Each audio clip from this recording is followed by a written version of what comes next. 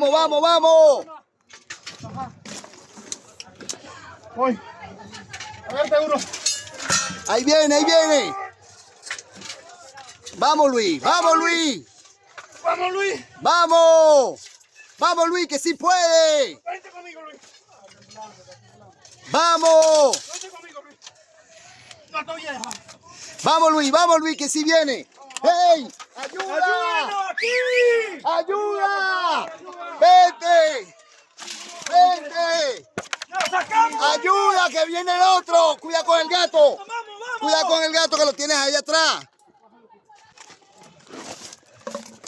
Vamos, Luis. Vamos, Luis. ¡Vamos, Diosito! Vamos, Luis, que ya estás aquí. Voy para ¡Vente, atrás. Luis! Toma el gato. ¡Adiós, Luis! Vamos, Luis. ¡Vente conmigo! Suave, Luis, suave, ¡Vente suave. conmigo! Vamos. Otro más, otra vuelta más. ¡Vamos, mi viejo! ¡Sí salió! Vamos, Luis. ¡Venga, si hay otra persona que nos ayude a sacar a Luis! Necesitamos ayuda. Aquí está Luis. Sí, Vamos. sí, Cálmate, vamos. Luis, cálmate, Luis. Vamos. ¡Vamos, mi viejo! Ya va, Robert, con calma. Ya va, Robert. Ya va, cálmate. Deja que Robert salga. ¡Por favor, ayuda aquí! Déjalo, ya va. Ya va, pero no. Ya va. Olvídate del pantalón, no le pare bola ese pantalón. Vamos. Ya. Ya, ahí está. Párate y lo vamos a jalar. Ya va, que con cuidado. No le pare bola ese pantalón, Luis. Vamos. Vamos, que estás afuera. Ya, eso. Cuidado. Ahí viene. Tío, abran espacio. Cuidado, levanta ahí.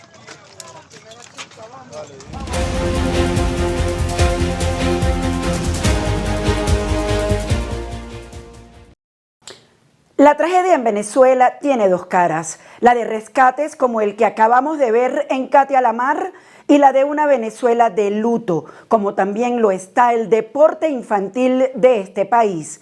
El doble terremoto sepultó las ilusiones de decenas de niños que soñaban con llegar a las grandes ligas del béisbol. Según Jorni Sojo, presidente de Criollitos de La Guaira, al menos 100 peloteritos figuran entre los fallecidos y desaparecidos. La bandera de Venezuela, la bandera de los criollitos de Venezuela.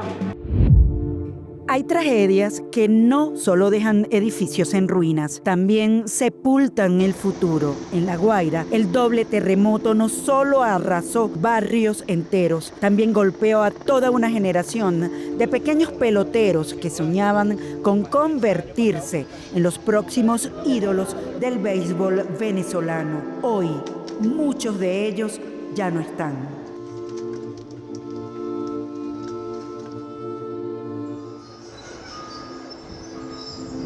Nosotros hemos estado en constante monitoreo y como lo he dicho, nosotros creo que ahora mismo no podemos hablar de una cifra exacta.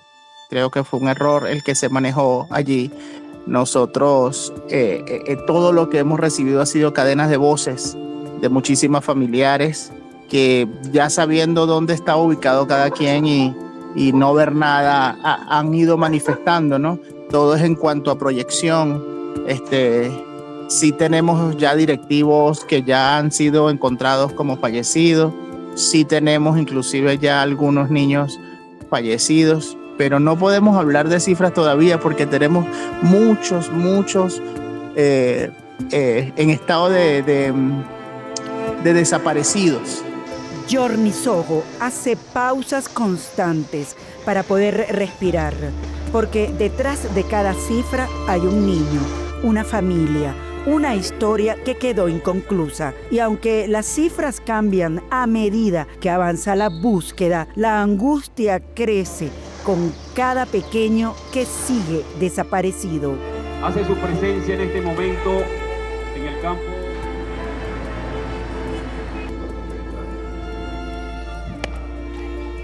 Lo más desgarrador es la edad. La mayoría de los fallecidos pertenecían a la categoría semillero, niños de apenas 4 y 5 años, pequeños que apenas aprendían a tomar un bate, a ponerse un guante y a soñar con ser los próximos grandes del béisbol venezolano. La bandera de Venezuela, la bandera de los criollitos de Venezuela. Educación para la creación de las ligas preescolares. Deben ingresar a familia criollita. En verdad me siento muy orgulloso.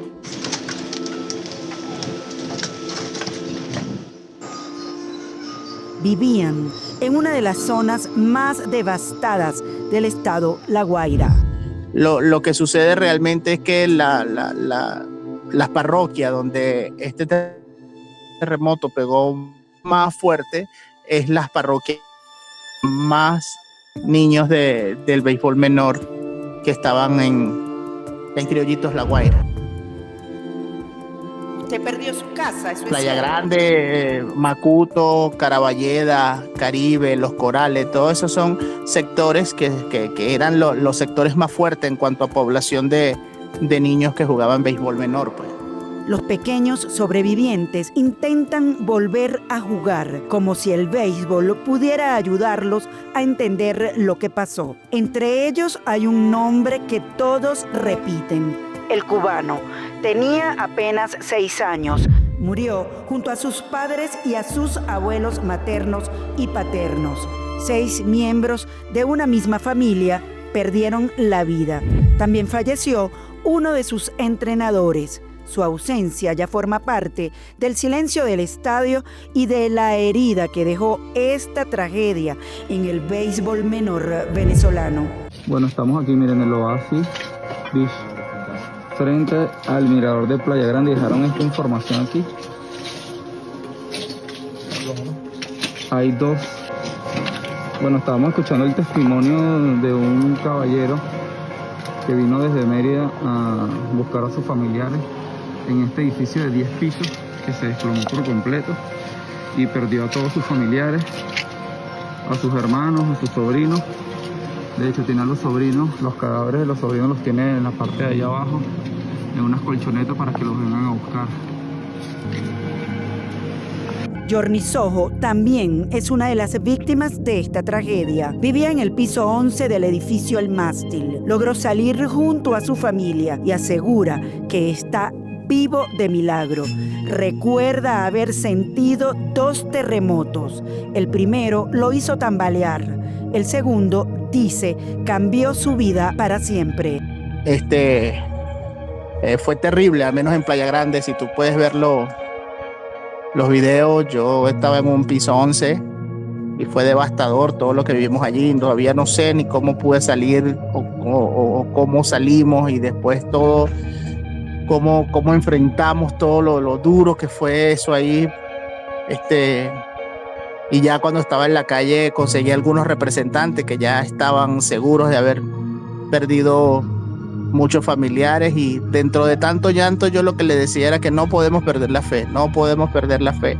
Edificio completamente colapsado, pero no estoy hablando de 1, ni de 2, ni de 3, ni de 10, estoy hablando de 30, 40, 50 edificios aquí en La Guaira nada más. Estamos hablando que los lugares que sufrieron están cerca, a 5 kilómetros, a 10 kilómetros, estamos hablando de una distancia ínfima, que es donde hubo la catástrofe mayor. Criollitos de Venezuela es mucho más que una escuela de béisbol. Durante décadas ha sido la cuna de grandes peloteros. Hoy esa cantera está de luto. Más de 1.200 niños formaban parte de esta gran familia y muchos de sus terrenos de juego se convirtieron en símbolo de una generación marcada por la tragedia. Vivimos una tragedia y 27 años después estamos viviendo una más descomunal, que desde afuera todos pueden tener una percepción, pero que no la vivieron, no tienen ni idea de lo impresionante que ha sido. Donde antes se escuchaban risas, hoy solo queda el silencio. Los bates descansan, los guantes esperan manos que ya no volverán. El doble terremoto sepultó los sueños de toda una generación de pequeños peloteros, pero en Criollitos de Venezuela la fe sigue intacta. Volver a levantarse será el próximo gran desafío. La bandera de los criollitos de Venezuela. Educación para la creación de las ligas preescolares. Deben ingresar a familia criollita. En verdad me siento muy orgulloso. Antes de que el terremoto en Venezuela desatara sus movimientos más intensos, miles de usuarios ya habían recibido una notificación en sus celulares. La advertencia no provenía de las autoridades ni respondía a una predicción. Se trataba de un sistema creado por Google que utiliza millones de teléfonos Android como una red de detección sísmica. Acá le explicamos cómo funciona y cómo puede activar este servicio en su celular. Cuando un terremoto ocurre, lo normal es que la población se entere cuando empieza a sentir el movimiento. Sin embargo, durante los fuertes sismos que sacudieron el norte de Venezuela, millones de personas recibieron un aviso en sus teléfonos Android apenas unos segundos antes de que llegaran las sacudidas más intensas. Así le hago yo hoy.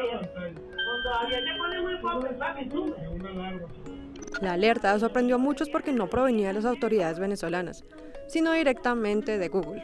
La pregunta que surgió inmediatamente fue cómo una empresa tecnológica pudo advertir un terremoto antes de que la mayoría de las personas lo sintieran. No se trata de una tecnología capaz de predecir terremotos, porque hasta ahora ningún sistema en el mundo puede hacerlo.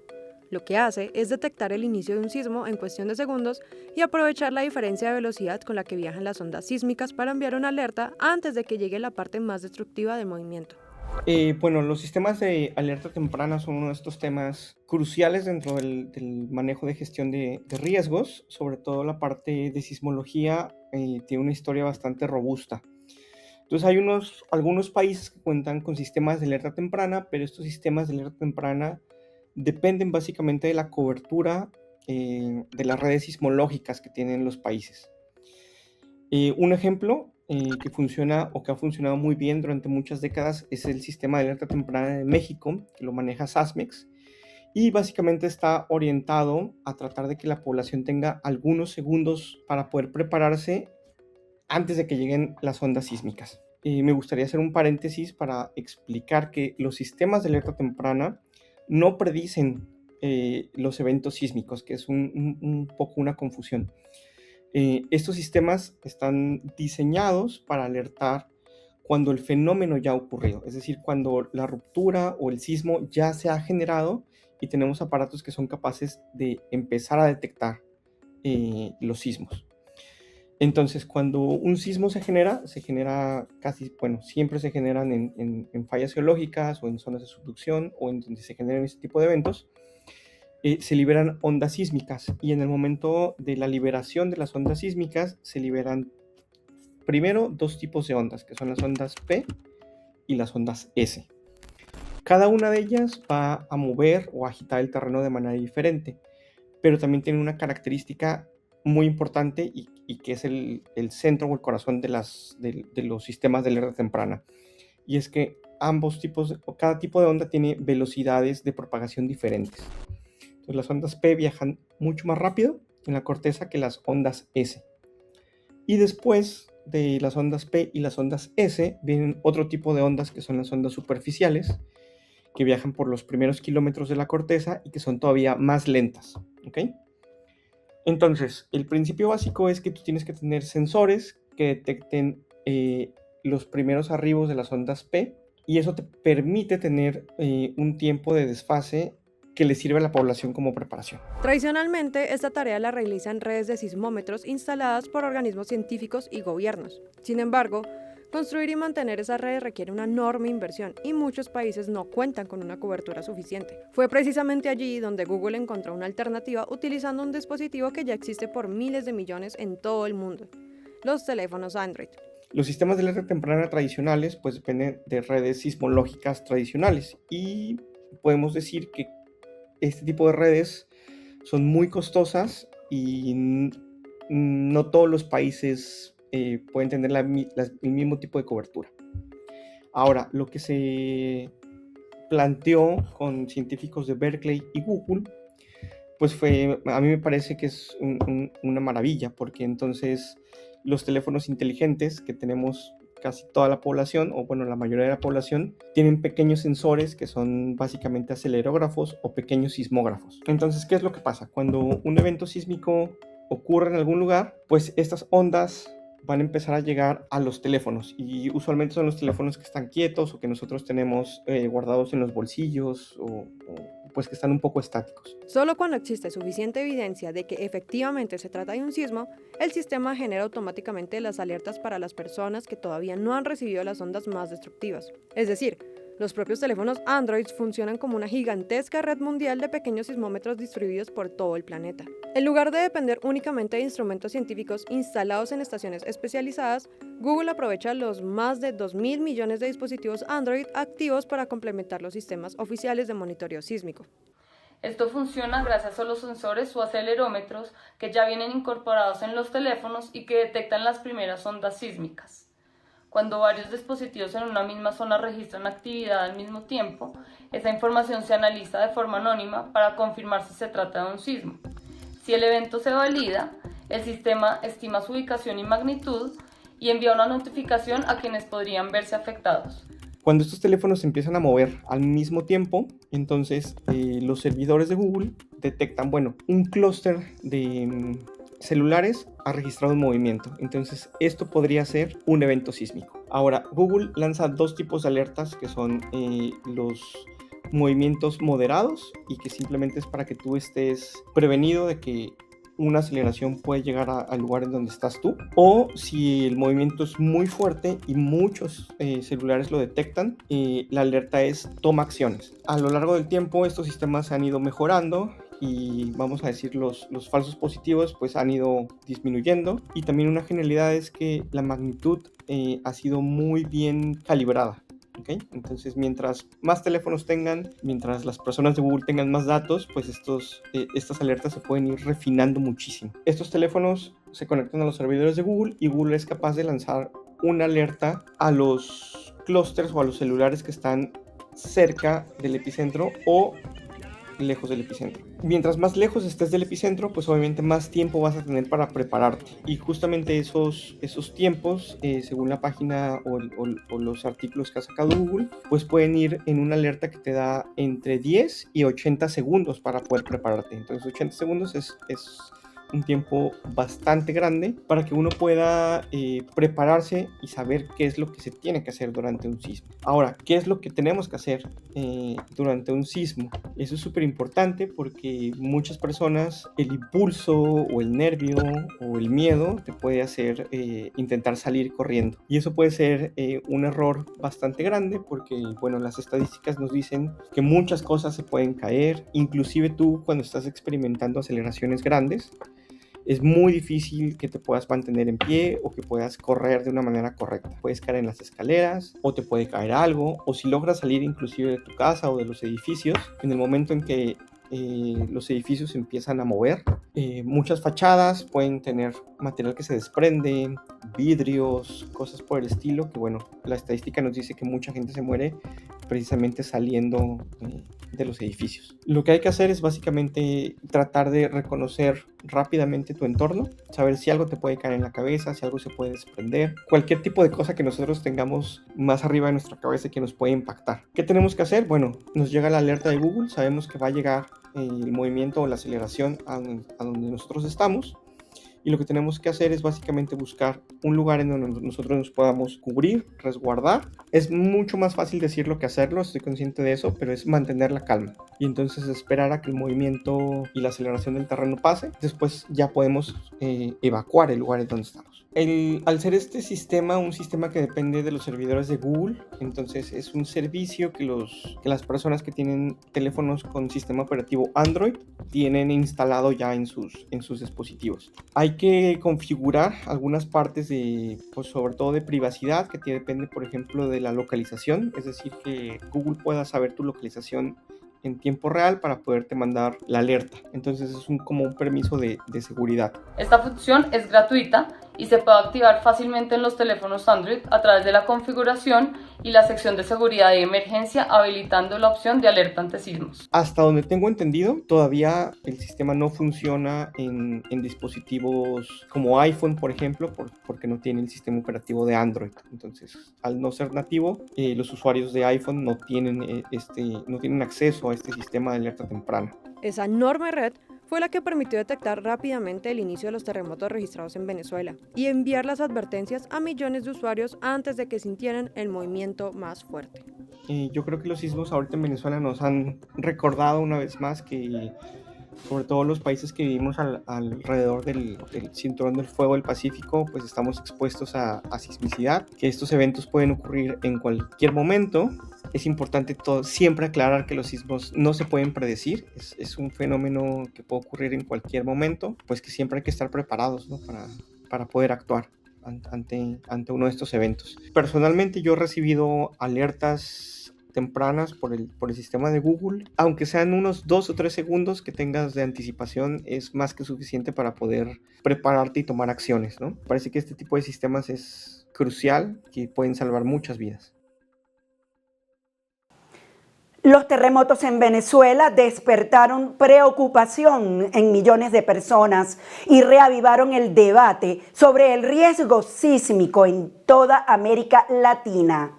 ¿Estamos ante un hecho aislado o hace parte de algo más grande? David Díaz nos explica cómo se forman los terremotos. Durante los últimos meses, la Tierra parece haberse sacudido con más fuerza de lo habitual. Myanmar, Turquía, Marruecos, Japón, Rusia, Taiwán, los más recientes en Venezuela. En distintos rincones del planeta, millones de personas han sentido como el suelo temblaba bajo sus pies. Y cada vez que ocurre un gran terremoto, aparece la misma pregunta. ¿La Tierra está entrando en una etapa más peligrosa? Aunque pueda parecerlo, la realidad es muy diferente. Nuestro planeta lleva temblando desde mucho antes de que existieran los seres humanos. De hecho, los terremotos son casi tan antiguos como la propia Tierra. Pero, ¿por qué ocurren? ¿Qué hace que una montaña entera se sacuda en apenas segundos? ¿Por qué algunos solo hacen vibrar una lámpara mientras otros destruyen ciudades enteras? ¿Se pueden predecir? Y sobre todo, ¿qué nos dicen estos gigantescos movimientos sobre el planeta en que vivimos? Bueno, para entender un terremoto, primero hay que olvidar una idea muy común. Aunque el suelo parezca completamente sólido e inmóvil, en realidad vivimos sobre una especie de enorme rompecabezas. La superficie terrestre está dividida en gigantescos bloques llamados placas tectónicas. Algunas tienen el tamaño de continentes completos, mientras que otras son más modestas. Lo más sorprendente es que ninguna está quieta. Todas se desplazan lentamente, muy lentamente. En promedio entre 2 y 10 centímetros por año, es decir, más o menos la misma velocidad a la que crecen nuestras uñas. Y aunque puede parecer insignificante a escala de planeta, recordemos que estas placas pesan billones de toneladas. Cuando dos de ellas intentan ocupar el mismo espacio, rozan entre sí. A veces una intenta pasar por debajo de otra, otras veces chocan de frente y en muchos lugares simplemente quedan atascadas. Sin embargo, las placas siguen empujando, la presión comienza a acumularse año tras año, décadas tras décadas, incluso durante siglos, hasta que llega un momento en que la roca ya no soporta más y entonces ocurre una ruptura repentina. Toda la energía acumulada durante cientos de años se libera en apenas segundos. Esa energía viaja en forma de ondas sísmicas y son esas ondas las responsables de que sintamos que el suelo vibra. En otras palabras, un terremoto no es más que la Tierra liberando una enorme cantidad de energía que llevaba mucho tiempo almacenando. Ahora, los terremotos no comenzaron con la humanidad, ni siquiera con los dinosaurios. La Tierra tiene aproximadamente 4.500 millones de años y desde que el interior del planeta comenzó a enfriarse y las placas tectónicas empezaron a desplazarse, los terremotos forman parte de su funcionamiento natural. Es decir, los sismos existen desde hace miles de millones de años, muchísimo antes de que apareciera cualquier forma de vida. Los primeros registros escritos provienen de China hace más de 3.000 años. Los griegos también intentaron explicarlos. En aquel entonces se pensaba que eran enormes criaturas que vivían debajo de la tierra, mientras que otros creían que eran castigos divinos. Hoy sabemos que la explicación es mucho menos misteriosa, pero igual de impresionante. Aunque todos los terremotos liberan energía, no todos tienen las mismas consecuencias. De hecho, todos los días tiembla en algún lugar de la Tierra. La mayoría de estos temblores apenas son percibidos, otros cambian la historia. El terremoto más mortífero del que se tiene registro ocurrió en China en el 1556. Se estima que murieron alrededor de 830.000 personas, no solo por el temblor, sino porque muchas viviendas estaban excavadas directamente en montañas de tierra muy inestables. Siglos después, en 1976, otro terremoto devastó la ciudad china de Tangshan. Las cifras oficiales hablan de unas 240.000 víctimas, aunque algunos historiadores creen que pudieron ser muchas más. En este siglo, específicamente en 2004, ocurrió uno de los eventos naturales más impactantes de la historia moderna. Un terremoto de magnitud 9.1 frente a la isla Indonesia de Sumatra desplazó el fondo del océano. El resultado fue un gigantesco tsunami que atravesó todo el Océano Índico. Murieron cerca de 230.000 personas en 14 países. Y en 2010, Haití sufrió un terremoto relativamente moderado en magnitud de 7.0. Sin embargo, la cercanía con la capital, la enorme densidad de población y la fragilidad de las construcciones provocaron una tragedia que dejó más de 200.000 fallecidos. Estos casos demuestran algo muy importante. La magnitud de un terremoto no siempre determina cuántas víctimas dejará. ¿Y por qué unos son más peligrosos que otros? Para entenderlo, debemos observar la famosa escala de Richter. La mayoría de personas y medios de comunicación la usan para expresar la fuerza de un terremoto, pero no es así de sencillo. La escala de Richter fue creada en 1935 y fue muy útil durante décadas para medir terremotos pequeños y medianos. Sin embargo, para los grandes sismos presenta limitaciones. Actualmente los científicos utilizan principalmente la escala de magnitud de momento, que mide la energía total liberada por un terremoto y ofrece resultados mucho más precisos. Aún así, la escala de Richter sigue siendo muy conocida por el público y suele usarse como una forma sencilla de hablar de la magnitud de un sismo. Algo importante es que esta escala es logarítmica. Eso significa que un terremoto de magnitud 8 no es simplemente un poco más fuerte que uno de magnitud 7. Libera aproximadamente 32 veces más energía. Y uno de magnitud 9 libera cerca de 1000 veces más energía que uno de magnitud 7. Por eso, un solo punto de diferencia representa un cambio gigantesco. Pero la magnitud de un sismo no es lo único que importa para entender por qué pueden ser tan mortales. Influyen muchos factores, como por ejemplo, la profundidad. Si el terremoto ocurre muy cerca de la superficie, las ondas llegan con mucha más fuerza. Un terremoto de 9 en la escala de Richter, que suceda a 700 kilómetros bajo la superficie, apenas se sentirá, pero uno más débil en la escala, que suceda más arriba, puede tener resultados terribles. Esto fue lo que pasó con los terremotos recientes en Venezuela. Se estima que tuvieron una magnitud de 7.5 en la escala de Richter, que de por sí es bastante fuerte, pero además ocurrieron a 10 kilómetros de la superficie, demasiado cerca. En los últimos 100 años hemos aprendido mucho más de los terremotos que en el resto de nuestra historia, pero una pregunta que siempre aparece es, ¿se pueden predecir? La respuesta corta es que no. Hoy en día ningún país del mundo puede decir con exactitud cuándo ocurrirá un terremoto, dónde será y qué magnitud tendrá. Los científicos conocen las zonas de mayor riesgo, pueden calcular probabilidades, pueden estudiar el movimiento de las placas, pero nadie puede señalar un día específico. Lo que sí existe son sistemas de alerta temprana. Países como Japón, México o Estados Unidos cuentan con redes de sensores capaces de detectar las primeras ondas sísmicas. Estas viajan más rápido que las ondas destructivas, lo que permite enviar una alerta segundos antes de que llegue el movimiento más fuerte.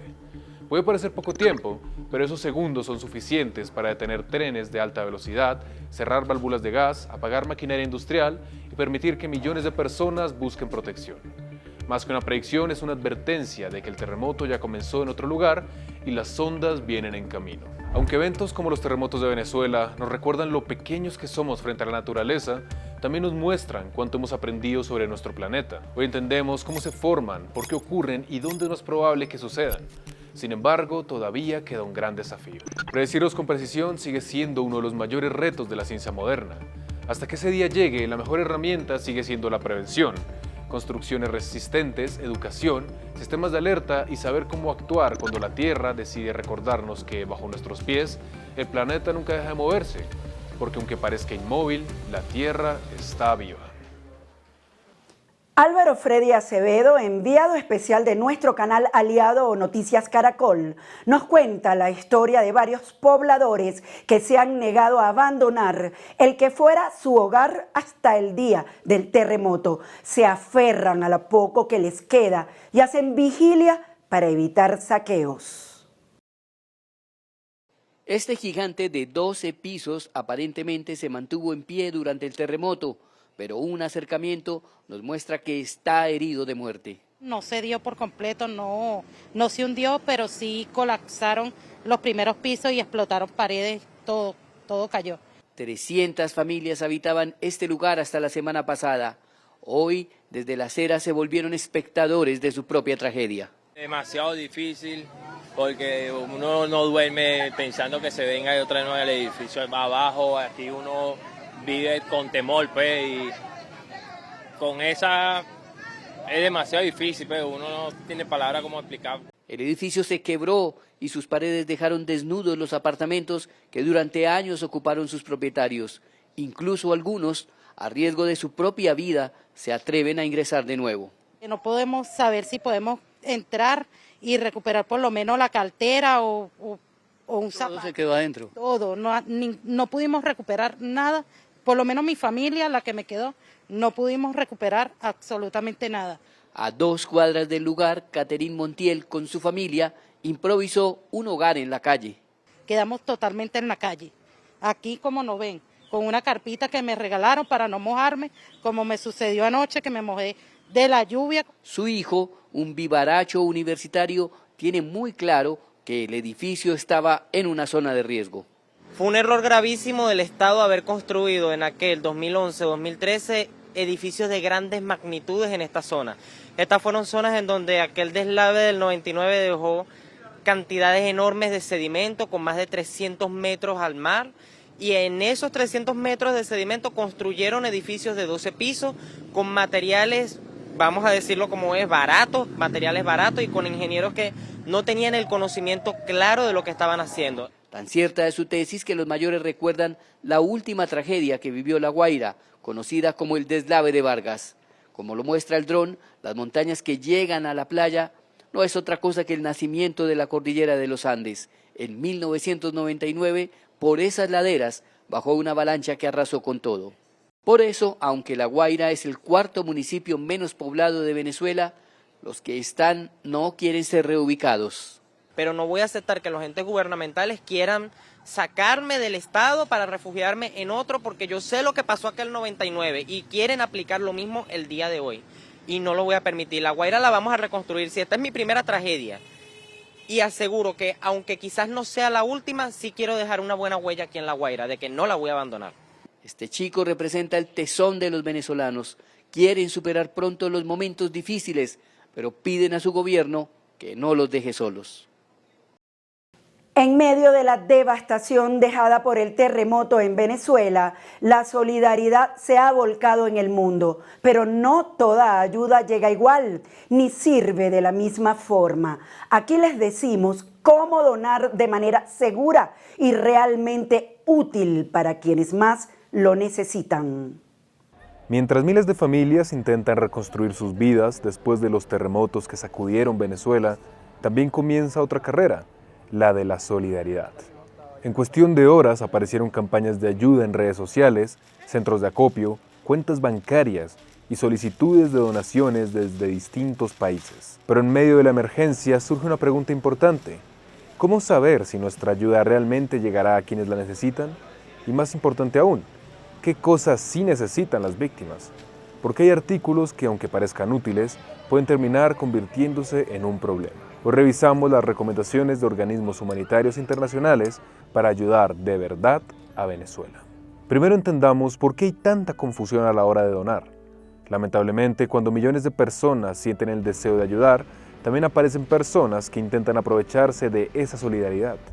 La Cruz Roja recuerda que durante las emergencias es común que circulen campañas falsas, enlaces fraudulentos e incluso cuentas personales que aseguran estar recolectando dinero para las víctimas. El objetivo siempre es el mismo: aprovechar la urgencia para conseguir donaciones antes de que las personas puedan verificar la información. Por eso, algunos pasos sencillos que puede seguir para evitar caer en estafas son: primero, verifique que la organización exista realmente y tenga trayectoria en atención de emergencias. Segundo, ingrese únicamente desde su página web oficial, no desde enlaces reenviados por cadenas de WhatsApp o perfiles desconocidos en redes sociales. También recomiendan comprobar que el sitio utilice una conexión segura y que explique claramente cómo serán utilizados los recursos.